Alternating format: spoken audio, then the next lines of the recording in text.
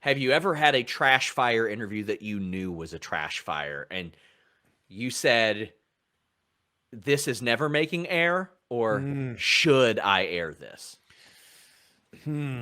Yes. There's nothing that pops up off the top of my head where I was like, that was Yeah. awful. But there's definitely ones where I'm like, this is not our best work. Because it takes two to tango, right? Like Yeah. I'm putting my best foot forward, but if they're not meeting me halfway, then it's not good for either of us. But there's definitely been interviews, and you know what it's like when you're being recorded, when you know you have a mic either in front of your face or clipped onto you if it's in person, and you know there's a camera in front of you. Usually, people are putting their best foot forward because they know that it's going to be out there for the world to see. Yes. So I haven't had any where I'm like, this is awful and never seen the light of day. I've had some where I've had a technical problem and the interview doesn't end up getting put out there. And it's like devastating and heartbreaking. I did a great interview with Kevin Nash and realized that we had no audio. Oh, 75 minutes with Dan Severn for me one time, no audio. Him talking about his 1968 amateur wrestling stuff. And I was like, oh boy. Then I did another one. This was in MJF unhooked my mic as a joke and it didn't get hooked back up.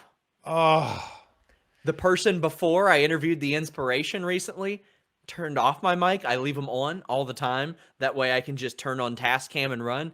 They switched it off and I had to like pull a lot of tricks to salvage. Well, you've got to move away from Tascam over to Zoom. I learned that the hard way. Yeah. I did it. And you can actually see my interview with Luchasaurus. I was using the Tascam recorder. Halfway through, it just decided to power off. Yeah. So the first half of the interview has I got on great audio with Tascam microphone. because of you. Well, then I learned. Actually, I have it in front of me for some strange reason. I have no idea why this is on my desk. This. Oh man. Zoom H4n is so much of a better device.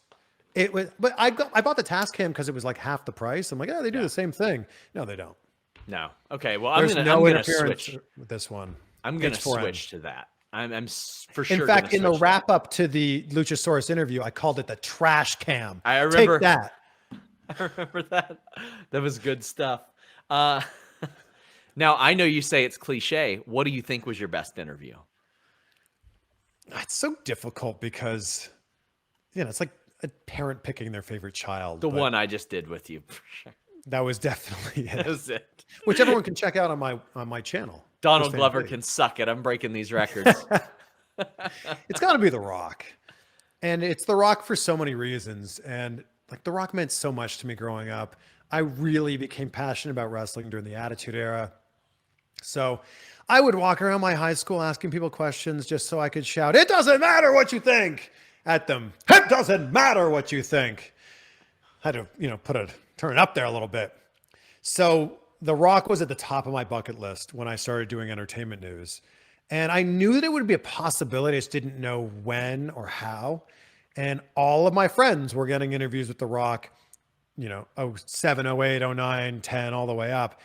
I finally ended up getting The Rock in 2012, and it was backstage at Raw. So not only did I get The Rock in person, but I got The Rock in his element, in the element that I grew up watching him in. So look, they always say you shouldn't meet your heroes, but if your hero is The Rock, do whatever you can to meet your hero because he's kind, he's funny, he's self-aware, which is the biggest thing. He does this thing which is so rare with celebrities. He understands the position he's in. He knows that you're going to go tell your mom and your dad and your sister and your aunt that you interviewed Dwayne Johnson.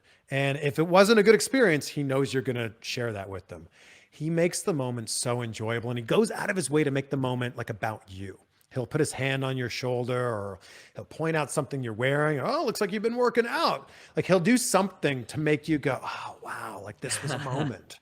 So it's The Rock, and, I joke about it all the time, but I'm so grateful that I've been able to interview The Rock once, let alone, the 9 times, not that I'm counting.